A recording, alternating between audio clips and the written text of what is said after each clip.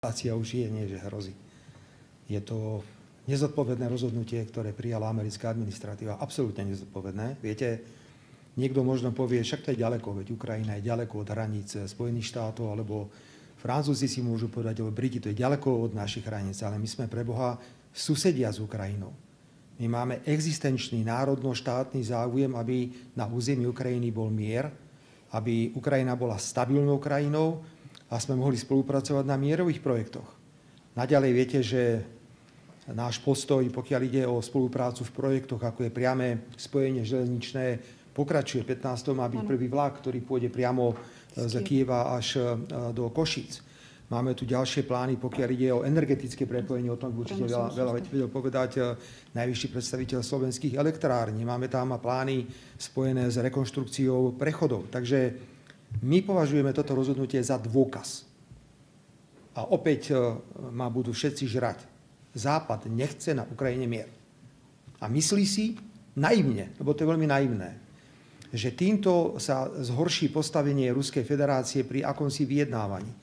Vy si fakt myslíte, že nejakých pár rakiet dlhého doletu, ktoré akurát tak vedú k zastaveniu akýchkoľvek pokusov viesť mierové rokovania, zmenia vojnové pomery? Územné zisky Ruskej federácie sú väčšie a väčšie a väčšie.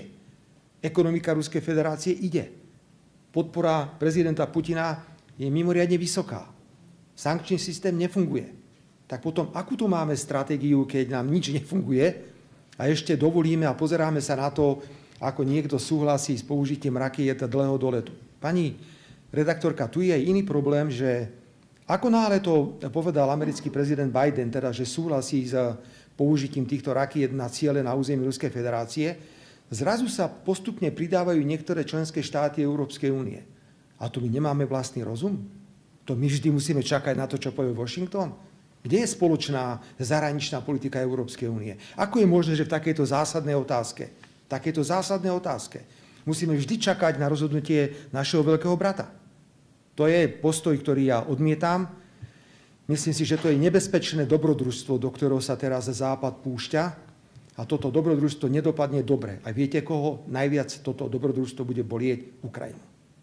To mi je najviac ľúto. Ale zdá sa, že Západ sa rozhodol bojovať na Ukrajine do posledného ukrajinského vojaka, mysliaci, že to dostane Ruskú federáciu do pozície, kedy bude oslabená. Vôbec sa to takto nevyvíja. Ja som bol v tom, že Európska únia naopak využije voľbu nového amerického prezidenta, ktorý má nejaké plány, a že sa pridáme a budeme vytvárať tlak na bojujúce strany, aby došlo čo najrýchlejšie k mierovému rokovaniu. Čo bolo teda zámerom rozhodnutia amerického prezidenta Bidena? Zmariť nejaké plány, ktoré má nový americký prezident?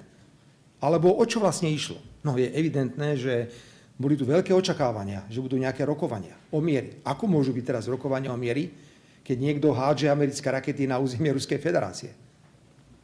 Môj postoj poznáte, ja som svoj postoj k vojne na Ukrajine nezmenil ani o milimeter od samého začiatku vzniku tohto konfliktu.